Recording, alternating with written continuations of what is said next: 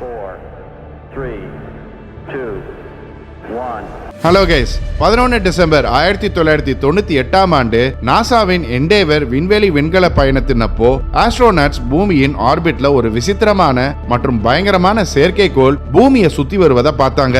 ஆரம்பத்துல இது ஒருவேளை 1957ஆம் ஆண்டு சோவியத் யூனியனால ஏவப்பட்ட ஸ்புட்னிக் 1 சேட்டலைட்டாக இருக்கலாம்னு ஆஸ்ட்ரோநாட்ஸ் நினைச்சாங்க. ஆனா இந்த சேட்டலைட் பார்க்க ரொம்ப விசித்திரமா இருந்தது மற்றும் பூமியில உள்ள எந்த நாட்டாலையும் இதுவரைக்கும் இது மாதிரி ஒரு சேட்டலைட் அனுப்பப்படலைங்கிறது மட்டும் நல்லாவே தெரிஞ்சது. இந்த செயற்கைக்கோளை நாசா கேமராவுல படம் எடுத்தது இதுவே முதல் தடவை. ஆனா இந்த சேட்டலைட்டை பத்தின விவாதங்கள் 19ஆம் நூற்றாண்டுல இருந்தே, அதாவது யார்கிட்டையும் சேட்டலைட்ஸை விண்வெளிக்கு அனுப்பும் தொழில்நுட்பம் இல்லாத காலத்தில இருந்தே பேசப்பட்டு வருது. ஏன்னா இந்த சேட்டலைட்ல இருந்து வந்த பல ரேடியோ சிக்னல்கள் 1899ஆம் ஆண்டுல நிக்கோலா டெஸ்லாவுக்கு வந்த ரேடியோ சிக்னல்கள் மாதிரியே இருந்தது. இந்த ரேடியோ சிக்னல்ல கிடைச்ச மெசேஜ்களை டீகோட் பண்ணியதுல மிகப்பெரிய ஒரு அதிர்ச்சி காத்துக்கிட்டு இருந்தது. அது என்னன்னா, இந்த செயற்கைக்கோள் பூமியையும் மனிதர்களையும் கடந்த 13,000 வருடங்களை கவனிச்சுக்கிட்டு வருவது தெரிய வந்தது.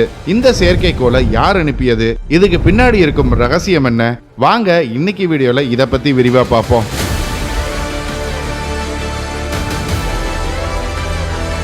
இந்த வீடியோ நிறைய இன்ட்ரெஸ்டிங்கான விஷயங்களை பத்தி பேச போகுது. ஸோ இதை மறக்காம உங்க ஃப்ரெண்ட்ஸ் அண்ட் ஃபேமிலிக்கு ஷேர் பண்ணுங்க. புது வியூவர்ஸ் நம்ம சேனல் இன்னும் சப்ஸ்கிரைப் பண்ணலைன்னா இமீடியட்டா சப்ஸ்கிரைப் பண்ணுங்க. பக்கத்திலே உள்ள பெல் ஐக்கனையும் பிரஸ் பண்ணுங்க. அப்பதான் நம்ம போடுற புது வீடியோஸ் உங்களுக்கு நோட்டிஃபை ஆகும்.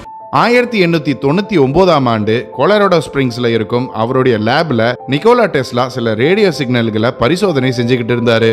அப்போ அவருடைய ரேடியோ ஆண்டனா மூலமா சில ரேடியோ சிக்னல்கள் அடிக்கடி வர ஆரம்பிச்சது. முதல்ல டெஸ்லா இந்த சிக்னல்கள் பூமியின் ஏதோ ஒரு பகுதியில இருந்து வருதுன்னு நினைச்சாரு.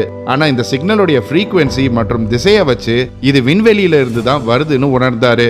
பிப்ரவரி 1901ஆம் ஆண்டு போல இந்த சிக்னலை பத்தி பத்திரிகையாளர்கள் கிட்ட பேசிய டெஸ்லா இந்த சிக்னலுடைய வேவ் லென்த்தின் மாற்றங்கள்னால இது தனக்கு அறிமுகம் இல்லாத ஒரு ஆப்ஜெக்ட்ல இருந்து வருதுன்னு சொன்னாரு. சுருக்கமா சொல்லணும்னா, டெஸ்லாவுக்கு இந்த சிக்னலை அனுப்பிய ஏதோ ஒண்ணு இந்த யூனிவர்ஸ்ல இருந்திருக்கு. மனிதர்களுக்கு அறிமுகம் இல்லாத ஒரு தொழில்நுட்பம் பூமியை சுத்திக்கிட்டு இருந்திருக்கு. ஆனா இந்த சிக்னலை வெறும் டெஸ்லா மட்டும் கண்டுபிடிக்கல. சில ஆண்டுகள் கழிச்சு, அதாவது 1927ஆம் ஆண்டு நார்வே ரேடியோ இன்ஜினியரான ஜார்கன் ஹால்ஸும் விண்வெளியில இருந்து வந்த சில விசித்திரமான சிக்னல்களை பதிவு செஞ்சாரு. இந்த ரேடியோ சிக்னல்கள் அவருடைய சொந்த குரலை எதிரொலித்ததுனால இந்த சிக்னல்களை பார்த்து ரொம்பவே இவர் பயந்தாரு. இவர் பயந்தது இந்த எக்கோவை பார்த்து இல்ல, இந்த சிக்னலை திரும்ப பெற எடுத்த நேரத்தை பார்த்து. பொதுவா ரேடியோ சிக்னல்கள் ஸ்ட்ராட்டோஸ்பியருக்கும் கிரவுண்டுக்கும் நடுவுல மோதி திரும்பும். இந்த நிகழ்வை தான் புரோபகேஷன் சொல்லுவாங்க. அதாவது வழக்கமா 5 செகண்ட்ல இருந்து 138 மில்லி செகண்ட்ஸ்குள்ள வர வேண்டிய சிக்னல்கள் 3ல இருந்து 30 செகண்ட்ஸ் எடுத்தது. இது சாதாரண விஷயம் இல்லைன்னு ஜார்கன் பயந்தாரு. மேலும் இந்த சிக்னல்களின் ஃப்ரீக்வன்சியும் ரொம்ப குறைவா இருந்தது. பூமியில இருந்து அனுப்பப்படும் ரேடியோ சிக்னல்களை பிடிச்சு இடைவேளை விட்டு விட்டு பூமிக்கு அனுப்பும் திறன் கொண்ட ஏதோ ஒரு தொழில்நுட்பம் பூமிக்கு மேல இருக்கிறத போல தோன்றியது. அப்படி என்னதான் அங்க இருந்ததுன்னு தெரிஞ்சுக்க ரொம்ப ஆர்வமா நீங்களே இருப்பீங்க.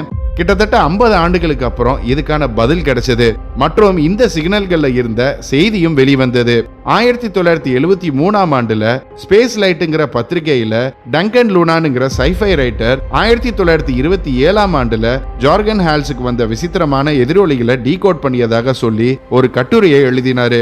இவருடைய கூற்றின்படி ஹால்ஸ் கேட்ட எதிரொலிகள் பிரபஞ்சத்துல இருந்து பூமியை கண்காணிச்சுக்கிட்டு இருக்கும் பிளாக் நைட்டுங்கிற ஏலியன் செயற்கைக்கோள் இருந்து அனுப்பப்பட்ட சிக்னல் தான். இந்த சிக்னலுடைய ஃப்ரீக்வன்சில இருக்கும் வேரியேஷன்ஸ் ஒரு கோடை குறிக்குது. இந்த கோடின் எண்களை ஒரு நட்சத்திர மேப்ல வைக்கும் போது பல நட்சத்திரங்களுக்கு இடையேயான புள்ளிகளை குறிப்பதாக சொன்னாரு. இந்த நட்சத்திர வரிசையை தான் பூட்ஸ் கான்ஸ்டலேஷன் கூப்பிடுவாங்க. இதுல ஒரே ஒரு நட்சத்திரம் மட்டும் தனியா இருந்தது, அதுதான் எப்சிலான் போட். இந்த நட்சத்திரம் மட்டும் ஏன் தனியா இருக்கு, இதுக்கு என்ன காரணம்னு ஆரம்பத்துல டன்கனுக்கு புரிஞ்சு கொள்ள முடியல. ஆனா அவர் இந்த நட்சத்திரம் மற்றும் பூமியின் மூவ்மெண்ட்டை கால்குலேட் பண்ணியதுல எப்சிலான் போட் இந்த நட்சத்திரங்களோடு இப்போ ஒத்து போகல. ஆனா சுமார் 13,000 ஆண்டுகளுக்கு முன்னாடி அதுவும் இந்த நட்சத்திரங்களோடு இணைஞ்சிருந்ததுங்கிற அதிர்ச்சியூட்டும் உண்மையை கண்டுபிடிச்சாரு. இறுதியா பிளாக் நைட் இருந்ததுக்கான ப்ரூஃபும் சுமார் 13,000 ஆண்டுகளுக்கு முன்னாடியே அது பூமியை அடைஞ்சு விட்டதாகவும் அதுல இருந்து அது பூமியையும் மனிதர்களையும் கண்காணிச்சுக்கிட்டு வந்து பூமிக்கு ரேடியோ ஃப்ரீக்வன்சி சிக்னல்ஸை அனுப்புவதாகவும் இந்த வேற்று கிரக சேட்டலைட்டை இப்பதான் நம்ம கண்டுபிடிச்சு இருக்கிறதாகவும் டன்கன் சொன்னாரு. இந்த நட்சத்திர மேப்பை தவிர்த்து அவரு இன்னொரு அதிர்ச்சியூட்டும் விஷயத்தையும் சொன்னாரு. சொன்னாரு. அது என்னன்னா, எங்களுடைய வீடு எப்சிலான், இது 7 கிரகங்களை கொண்ட 2 நட்சத்திர பைனரி அமைப்புனும் நாங்க 6வது கிரகத்துல வாழ்கிறோம். எங்களுடைய 4வது கிரகத்துல 3 நிலவுகள் இருக்கு. எங்களுடைய 1வது மற்றும் 3வது கிரகத்துல ஒரு நிலவு இருக்கு. மேலும் எங்களுடைய ஆய்வு உங்களுடைய நிலவை சுத்தி தான் வருதுங்கிற மெசேஜும் அந்த மர்மமான சேட்டலைட்ல இருந்து வரும் சிக்னல் மூலம் கிடைச்சதுன்னு டன்கன் சொன்னாரு. இது உண்மையிலேயே நம்புறதுக்கும் ஒத்துக்கிறதுக்கும் கடினமான விஷயம் தான். ஏன்னா வேற்று கிரகவாசிகளின் தொழில்நுட்பம் ஒண்ணு பூமியை தொடர்ந்து கண்காணிக்குதுன்னு சொன்னா யாருமே நம்ப மாட்டாங்க. மற்றும் அது எப்படி எந்த நாடும் இத பத்தி இதுவரைக்கும் கேள்விப்படலேன்னு கூட நீங்க யோசிக்கலாம். இது வெறும் கட்டுக்கதைன்னு நீங்க சொல்லலாம். ஆனா பூமியை சுத்தி இந்த பிளாக் நைட் சேட்டலைட் இருக்கிறத நிரூபிக்கும் வகையில பல சம்பவங்கள் நடந்திருக்கு. அது ஒண்ணா சொல்றேன் கேளுங்க. 1954ஆம் ஆண்டு உலகின் முதல் செயற்கைக்கோள் ஸ்புட்னிக் 1 விண்வெளியில ஏவப்படுறதுக்கு 3 ஆண்டுகளுக்கு முன்னாடியே அமெரிக்க விமானப்படை பூமியின் வளிமண்டலத்துல 2 கேள்விப்படாத செயற்கைக்கோள்களை கண்டுபிடிச்சதாக UFO ஆராய்ச்சியாளர் டொனால்ட் கீஹோல் ஒரு செய்தியில சொல்லியிருக்காரு. இந்த காலகட்டத்துல பல நியூஸ் பேப்பர்ஸும் இந்த செயற்கைக்கோள்கள் வெவ்வேறு சந்தர்ப்பங்கள்ல மக்கள் பார்த்ததாக சொல்லியிருந்தாங்க. அந்த காலத்துல எந்த ஒரு நாட்டுக்கும் சேட்டலைட்டை விண்ணில் செலுத்தும் தொழில்நுட்பம் இல்லாததுனால இது அப்போ எவ்வளவு பெரிய நியூஸா இருந்திருக்கும்னு கொஞ்சம் யோசிச்சு பாருங்க.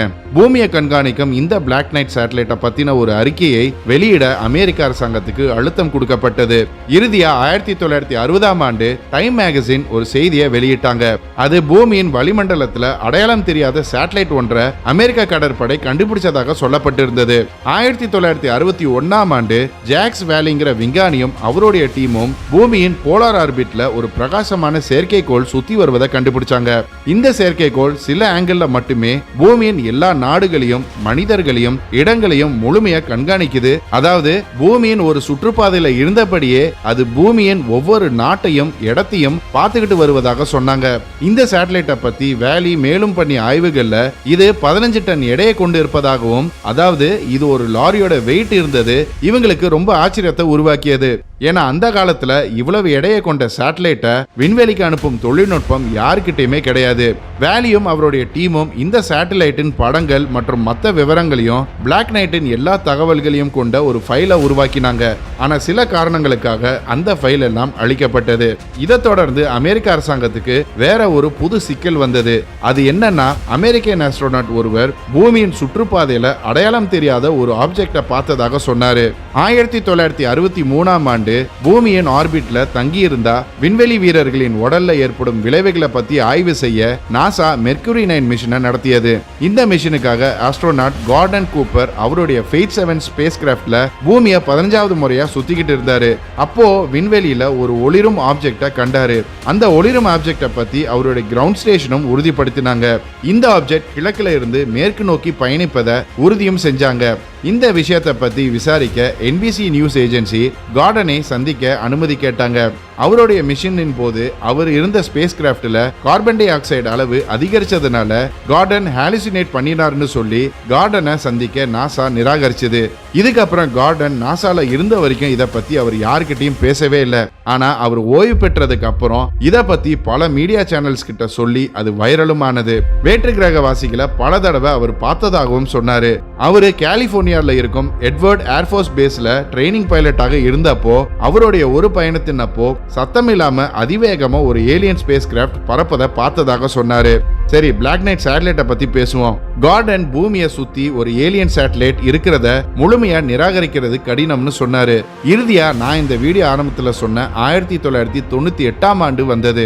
அதுதான் பூமியின் ஆர்பிட்ல சுத்திக்கிட்டு இருக்கும் பிளாக் நைட் செயற்கைக்கோளின் பல புகைப்படங்களை நாசா வெளியிட்டது. ஆனா இந்த செயற்கைக்கோளை பத்தி நாசா வேற ஒரு கதையை உலகுக்கு சொன்னது. அது 1998ஆம் ஆண்டு நாசா சர்வதேச விண்வெளி நிலையத்துக்கு முதல் ஸ்பேஸ் ஷட்டிலை அனுப்பியது. இந்த மிஷனோட நோக்கமே ISSல ஒரு தெர்மல் பிளாங்கெட்டை இன்ஸ்டால் பண்றது. ஆனா இவங்க இன்ஸ்டால் பண்ணும்போது அந்த தெர்மல் பிளாங்கெட் கை நழுவி விண்வெளிக்குள்ள போனது. அதுதான் இப்போ பூமியை சுத்தி வருதுன்னு நாசா சொல்றாங்க. அதே மாதிரி 1960களில் பிளாக் நைட் சேட்டலைட்டை பார்த்ததாக சொல்றதும் நாசாவின் ஸ்பை சேட்டலைட் டிஸ்கவர் 5ஓட ஒரு உடஞ்ச பாகம்னு சொல்றாங்க. மற்றும் பிளாக் நைட் பத்தின செய்திகள் எல்லாம் வெறும் கட்டுக்கதையனும் சொல்றாங்க. வேற்று கிரகவாசிகளை பத்தி ஆய்வு செய்யும் நிபுணர்கள் பொதுவா இது மாதிரியான ரகசியங்களை எந்த அரசாங்கமும் வெளியிடாதுன்னு சொல்றாங்க. காரணம், இது மக்களுக்கு நடுவுல பயங்கர பீதியையும் பயத்தையும் உண்டாக்கும். அப்படியே வெளியிட்டாலும் அது பெரும்பாலும் எடிட் பண்ணி தான் வெளியிடுவதாக சொல்றாங்க. இது எல்லாமே பொய், கட்டுக்கதை கட்டுக்கதை கான்ஸ்பிரசி தியரின்னு சொன்னா அப்போ பிளாக் நைட் செயற்கைக்கோள் அனுப்பியதாக நம்பப்படும் நிக்கோலா டெஸ்லா மற்றும் ஜார்கன் ஹால்ஸுக்கு வந்த அந்த ரேடியோ சிக்னல்ஸ் என்னதுன்னு கேட்டா அதுக்கும் ஒரு கதையை வச்சிருக்காங்க. 1899ஆம் ஆண்டு நிக்கோலா டெஸ்லாவுக்கு வந்த ரேடியோ சிக்னல்ஸ் சேட்டலைட்ல இருந்து வரல, அது 1968ஆம் ஆண்டுல விஞ்ஞானிகள்னால கண்டுபிடிக்கப்பட்ட பல்சர்ஸ்ங்கிற ஒரு நட்சத்திரத்துல இருந்து வந்ததாக சொல்லப்படுது. இந்த வகை நட்சத்திரம் ரேடியோ வேவ்ஸின் வெவ்வேறு வேவ் லென்த்தை சீரான இடைவெளியில தொடர்ந்து வெளியிடும். பல்சர்ஸ்ல இருந்து வந்த சிக்னல்களை தான் டெஸ்லா பதிவு செஞ்சார்னு விஞ்ஞானிகள் நம்புறாங்க. ஏன்னா 1899ஆம் ஆண்டுகள்ல எல்லாம் டெஸ்லா மற்றும் மற்ற விஞ்ஞானிகளுக்கு இந்த நட்சத்திரங்கள்ல இருந்து வரும் ரேடியோ சிக்னல்ஸை பத்தி தெரியாததுனால இது ஏதோ செயற்கைக்கோள்ல இருந்து வருதுன்னு நினைச்சிருப்பாங்கன்னு விஞ்ஞானிகள் சொல்றாங்க. அதே மாதிரி டங்கன் லூனான் டீகோட் பண்ணியதாக சொல்லும் தியரி எல்லாம் முழுக்க முழுக்க கற்பனையே மற்றும் அறிவியல் இல்லாத ஒரு பொய்யுனும் விஞ்ஞானிகள் சொல்றாங்க. ஆனா அதே ஜார்கன் ஹால்ஸுக்கு அதிக இடைவெளியில வந்த சிக்னல்களை பத்தி கேட்டா இந்த சிக்னல்களின் மர்மத்தை பத்தி விஞ்ஞானிகள்னால எதுவுமே சொல்ல முடியல. அப்போ பிளாக் நைட் செயற்கைக்கோள் உண்மையிலே இருக்கா? அப்படி இருந்தா அது நம்ம கிட்ட இருந்து என்ன எதிர்பார்க்குது? இல்ல இதையெல்லாம் வெறும் கான்ஸ்பிரசி தியரியாங்கிற கேள்விகளுக்கு உறுதியான பதில் எங்கேயுமே இல்ல. ஓகே கைஸ், இன்னைக்கு வீடியோ அவ்வளவுதான். பிளாக் நைட் செயற்கைக்கோள் உண்மையிலேயே இருக்கா இல்லையா? உங்க கருத்தை கமெண்ட்ஸ்ல சொல்லுங்க. இந்த வீடியோ பிடிச்சிருந்தா லைக் பண்ணுங்க, ஷேர் பண்ணுங்க. போன வாரம் கமெண்ட் பண்ண மொத 10 பேரை பார்ப்போம்.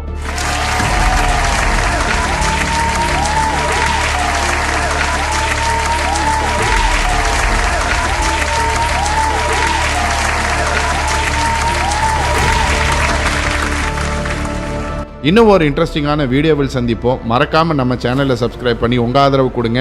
Until then, stay safe, signing off. நன்றி.